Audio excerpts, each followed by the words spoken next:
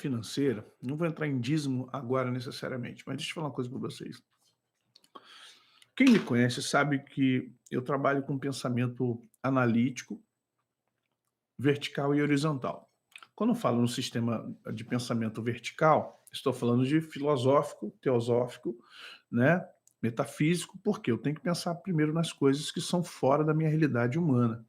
Eu preciso entender nas coisas que são do alto também, preciso pensar nas coisas do alto, não na sução da terra. Então, o pensamento vertical, ele me faz pensar na vida acima de mim, antes de mim e depois de mim. Então, o que é a vida antes de mim? Também é chave, Sandro Elma, né? Também é chave. É, eu sempre tenho que pensar o seguinte: como a vida era antes de eu existir aqui nessa terra e como a vida será depois que eu existir nessa terra. Quando eu faço essas perguntas, quando eu faço essas perguntas, eu tenho que entender o todo. E por que que eu penso vertical? Porque se eu pensar horizontal, eu me emociono. E se eu me emocionar, as minhas emoções, elas são complicadas. A Bíblia diz que o coração do homem é enganoso, e do coração procedem as fontes da vida. E as fontes da vida significa o quê? As emoções. Coração para nós aqui, no sentido grego, é a emoção, a alma, pessuche, psique.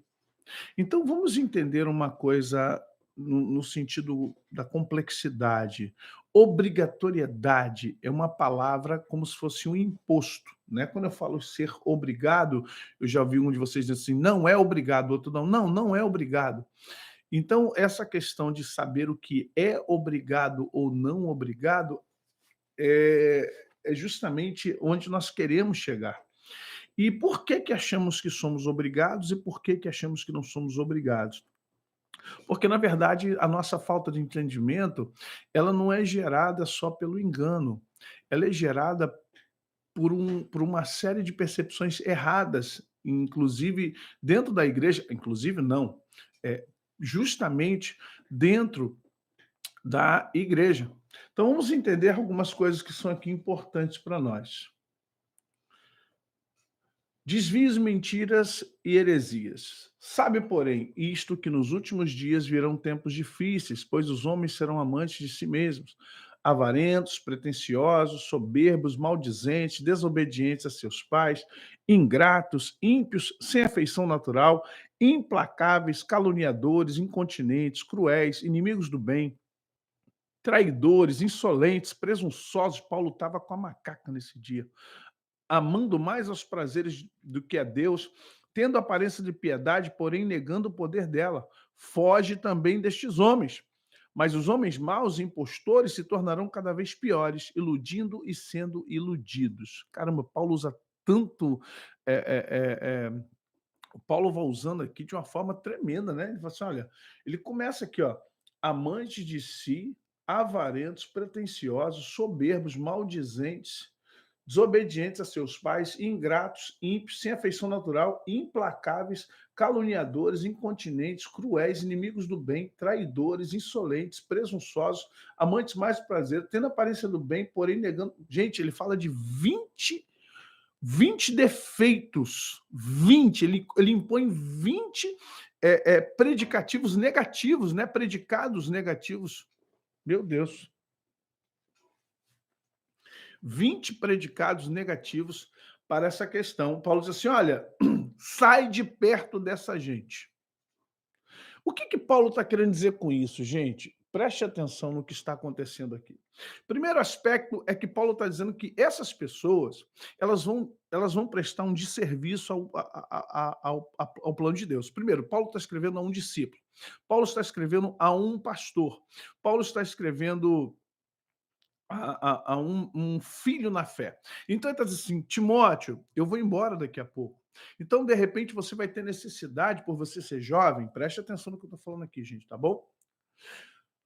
Por você ser jovem, quando eu for me embora, eu tenho certeza que você vai sentir necessidade de um discipulador, de um bispo, de uma liderança espiritual.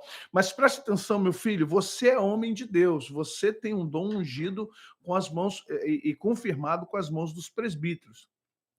Olha bem, Timóteo, que eu vou dizer para você. Foge desse tipo de gente, Timóteo.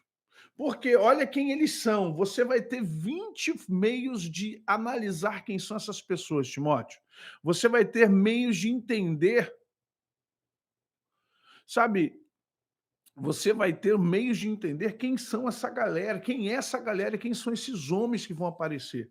Na verdade, eles vão ter muito lucro com o cristianismo, eles vão ganhar muito dinheiro, eles vão se. Não é só dinheiro, eles vão ganhar poder, eles vão ganhar fama, eles vão ganhar poder político, eles vão ganhar poder social, eles vão ganhar muito poder, eles vão fazer de tudo para subverter o evangelho genuíno para serem pessoas poderosas. Então, Timóteo, se você identificar uma dessas criaturas, saia de perto deles, porque isso é contagioso, isso é contaminante.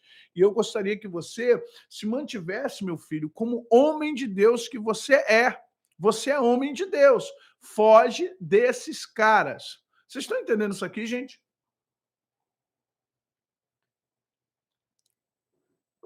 Isso há quase 2000 anos atrás, né, gente? Lembrando que Paulo deve ter escrito aí nos anos 60 a 70 depois de Cristo.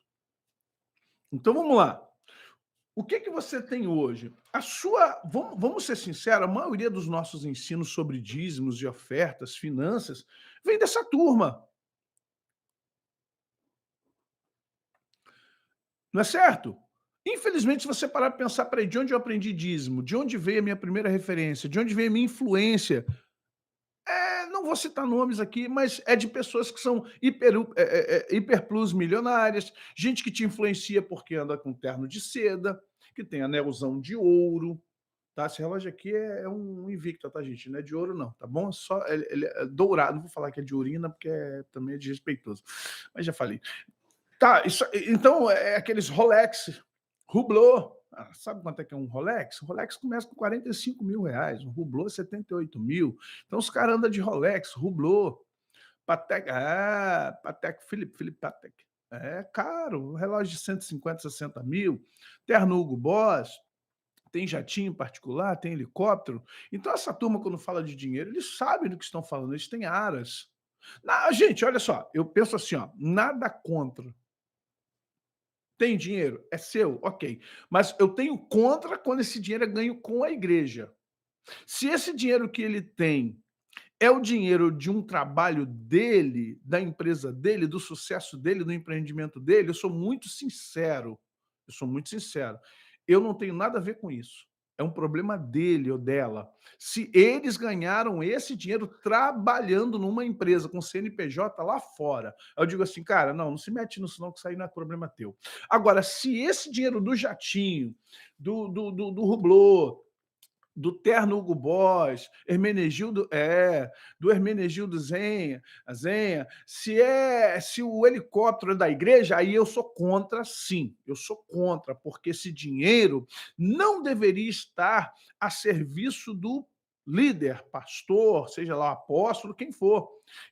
Esse dinheiro não deveria estar opulentando ou colocando a vida dele num patamar, num nicho de milionários. Não, não, não, não. E nem também criando eh, templos maiores.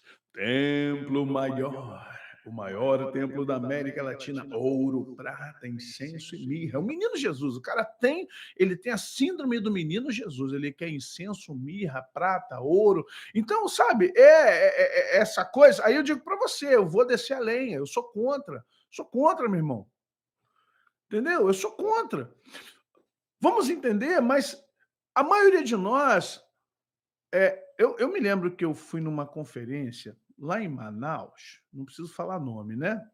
De um apóstolo, e aí o apóstolo disse que naquele dia ele precisaria de.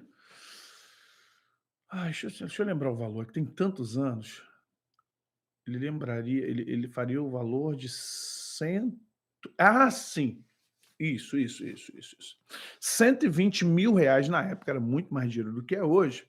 Então, ele, para ficar dentro dos 12, não preciso nem falar mais nada, né? Que 12 pessoas deveriam dar 10 mil 12 pessoas deveriam dar 10.000 naquela conferência lá. Ou seja, os 12 primeiros que aparecessem dando 10.000 seriam os que receberiam uma unção especial do apóstolo, do pai apóstolo. E aí o que aconteceu? Gente, deu até briga para aparecer 12 pessoas, que tinha muita gente, tinha milhares de pessoas, então vieram correndo, gente que veio correndo apostando corrida. Gente, era incrível. Pá, pá, pá, pá, pá, pá, pá, dum, dum, dum, pá, pá, pá, pá, cada um para dar 10.000. Tam, dam, dam, dam, dam, dam, pam, bam, dam, dam, dam. Bam, bam, dan, dan, dan, dan, dan, dan, dan, dan, dan. Aí apareceram lá os 12 que iam dar 10.000 reais. Só que na hora apareceram 16. Essa é a hora que você vê se a coisa realmente. Existem algumas coisas que são interessantes que eu quero que você entenda. Há erros que são. Eu vou falar um paradoxo agora, mas há erros que são honestos. Como assim, pastor? Sim, erros honestos. Sabe o que é um erro honesto? É a pessoa que erra crendo que o seu erro é uma verdade. Presta atenção, isso é chamado erro desonesto. O que é um erro desonesto? É quando você está errado, mas você jura que está certo. E aí você tem convicção no seu erro. Está errado, ok? Mas você tem toda uma convicção do seu erro. E ele falou que viriam 12, vieram 16. Aí o que ele fez? Poxa, irmãos, nós temos aqui mais 4 irmãos que vieram para semear. Ali tu já fica. Eu entendo que nosso voto aqui é com 12, mas esses 4 irmãos vão ficar sem semear? Vocês sabem o que aconteceu. Então, era para entrar 120, entrou 160, entrou 160 mil. Então, é um erro desonesto, né? Você vê que ali, além de estar errado, tem a convicção, é dolo, é dolo, ali é doloso. Ele não é só culposo, ele é doloso, né? Por quê? Na verdade, ele não abriu uma exceção, ele foi malandro. Então, são essas pessoas que têm ensinado já há 30, 40 anos o povo a dizimar. É complicado. Então são essas coisas que tem que tomar cuidado, porque a gente tem que primeiro descontaminar a mente da gente na relação do que a gente sabe, gente. Preste atenção, não é uma questão de ser obrigado ou não ser obrigado, é uma questão do que é o que não é. É uma questão de você entender o que está acontecendo, o que tem a ver com você e o que não tem a ver com você. O que pode ser e o que não pode ser. Entenda, às vezes nós nos fechamos em aspectos e as pessoas, eu vejo pessoas querendo dizimar, mas elas não estão dizimando por convicção do entendimento do que elas são, do que elas têm. Elas querem dizimar porque vão ganhar alguma vantagem. Eu digo para você, esse dízimo eu acho ele é pernicioso, esse dízimo é enganoso, isso é um dízimo que não vale a pena a gente participar dele. Uma pessoa que dizima porque ela tem medo do devorador, do cortador, do migrador, do Darth Vader, da bruxa memeia, do Sexta-feira 13, do Chuck, do Batman e de outras desgraças alheias do Thanos, mas ela não deve dizimar, vou ser sincero para você.